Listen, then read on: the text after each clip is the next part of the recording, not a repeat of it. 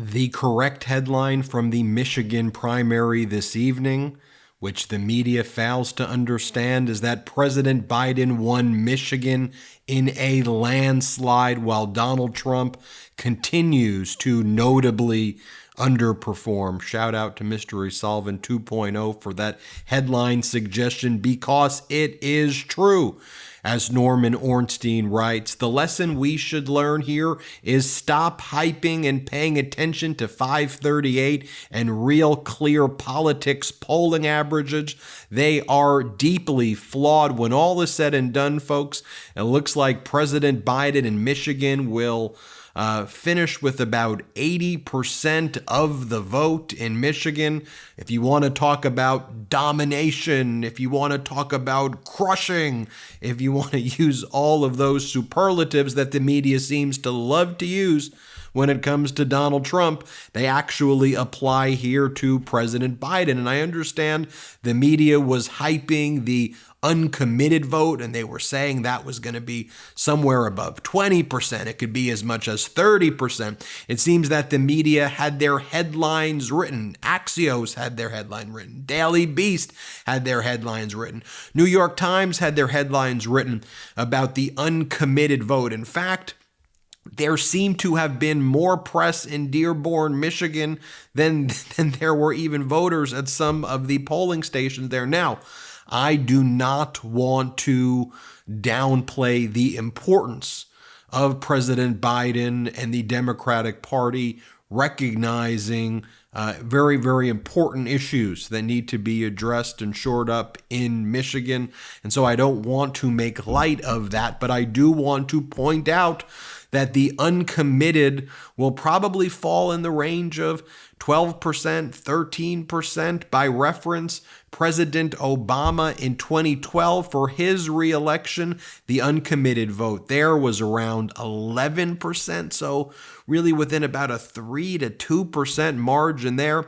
You go back to 2008, the uncommitted vote in Michigan was 39.61%. And if you just want to look at just the raw numbers, in 2012, the popular vote by Barack Obama, 174,000.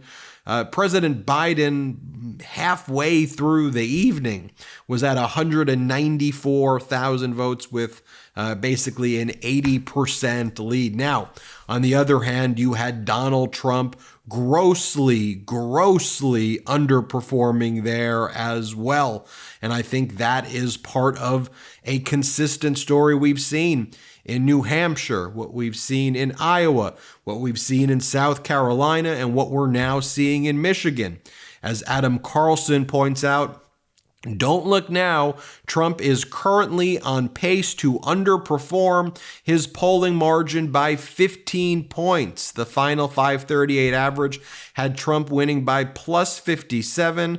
The New York Times Needle, as of 20% reporting, was Trump plus 42. But no doubt an underperformance by Donald Trump, an overperformance from the polling by President Biden. But folks, if you just focused on the data that was staring us all in the face, not the narratives that were out there, this is what we've been talking about on the MeidasTouch network. I'm going to go share with you what some people were saying in just a moment, some voters, how they think about these issues. But first and foremost, I want to play for you a brief portion of my interview with Simon Rosenberg, a Democratic strategist who has been here with us at the MeidasTouch network, going through all the raw data back from the red wave days that never came. And here's what Simon Rosenberg's take is. Let's play this brief clip. He is underperforming now in 4 states consistently.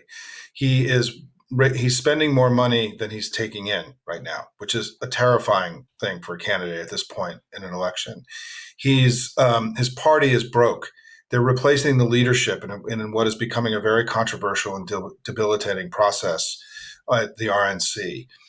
We've had dozens of party leaders all across the country indicted in the effort to overturn the election who played critical roles in Trump's reelection in 2020. The Republicans in the House are abandoning ship and leaving and retiring in unprecedented numbers. He's losing all his, he's getting crushed in court, as you talk about all the time. and suggesting that he's going to have another few months of really bad outcomes ahead of him. When you look at all that together, right? Yes, you can look at a few polls where he's doing well. There's lots of polls showing Biden doing well. But when you assess it as a political strategist who's been through elections, the warning signs for Donald Trump on the Republican side, they are blinking very loud. They're making very loud noises. This guy's a troubled candidate, and he's positioned himself too far to the right. He's pushing away, middle voters that he needs to gain more votes. And the fact that we've seen repeatedly now in all three of these states, and we're not going to have this data in Michigan because there weren't exit polls tonight, that we've seen that a substantial chunk of Haley voters are not just open to voting against him. They're open to voting for Joe Biden. And we haven't seen polling like that where people, a big chunk, it's different numbers, but it's 40% of Haley voters in Iowa, over 50% in South Carolina, have said they're open to voting for the candidate on the other side. The last time we saw data like that was in the 1984 election. It's been 40 years that we've seen some kind of potential for a significant crossover. So when I add all this up, right, Joe Biden is a good president. The Democratic Party is strong and winning elections all across the country. The Republican Party is broken and positioned themselves far more extreme and dangerous than they were, in all these elections that they've been losing.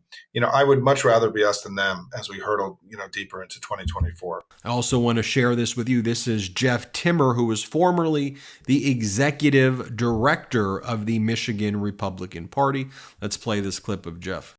The big story is it's not just that Donald Trump continues to lose either 3 or 4 out of every 10 Republican votes. It's that those voters are never, ever, ever coming back to Donald Trump. Chlamydia is more popular than Donald Trump among college-educated white voters, especially white women, and even non-college white mainstream Protestant women. The fact that Donald Trump will never get their votes, that's the big story out of Michigan tonight. The way it should be covered, Donald Trump's results are much weaker than they appear to be, and Joe Biden's results are stronger than expected. And now let's take a look at some of the Michigan voters right here. This is an 80-year-old voter right here who describes why she will never vote for Donald Trump. Play this clip. NATO is a bulwark against Russian aggression, and he was ready to walk out of that. There are other ways he treated the people of Muslim religious background, his dirty mouth. I think he's pretty much an asshole, to coin a phrase, and it's terrifying to me at 80 to think that he would be one of the last presidents. He could decimate social programs that I've been committed to and worked on for a very long time. And so there's a whole variety, as well as his personal way of dealing with people and the world. Here is a Nikki Haley voter explaining why she will never vote for Donald Trump. I'm voting to stop Trump because I believe in democracy, and I feel like it's important that we fight for democracy while we still can. And now let me share with you what a Donald Trump voter sounds like. Here, let me play this clip. Play it. Ukraine, would it give you any pause? I don't have a problem with Russia. I really don't. I have Why? a problem with Ukraine. They're corrupt. I think that people are just ridiculous that they think that Putin's such this enemy. He isn't doing anything. He just wants back what was his. But he invaded. He invaded. What was his. He invaded Ukraine, That's fine. killing thousands of people. That's fine. That's fine with me. As a veteran yourself, does it concern you at all that Russian aggression could move even beyond Ukraine? I don't think Putin's a problem. I think Zelensky's the problem. Why do you think Putin's not the problem? He's the one that invaded Ukraine and has killed thousands of people. Because Putin is trying to save his country from the likes of idiots like Zelensky and the elitists. Taking a look at this New York Times headline, it says, Biden and Trump win Michigan. President Biden won the state's Democratic primary election, but faced opposition over his Gaza policy, and Donald Trump easily beat Nikki Haley. And I'm not saying that Biden did not face criticism over his policy. Not what I'm saying. But when you see a headline like that written by the New York Times and you go, how in the world do they even come up with that headline if they don't write that headline in advance? They have that narrative ready to go because it just doesn't match the reality. Daily Beast. Soon after the polls closed Tuesday in Michigan, the uncommitted campaign looked like it would even surpass 100,000 Democratic voters, perhaps even 150,000 votes, a major sign of trouble for Biden. Okay, but that's not consistent with the actual data, the percentages, what y'all were saying. It's just inconsistent, and that's what I just want to focus on. I want to focus on what the underlying data is. And look, a lot of work to do for Democrats in the pro-democracy community for sure. But right now, if you're looking at the data, I think by and large, the American people recognize that, look, President Biden, is he perfect? No, but what politicians are.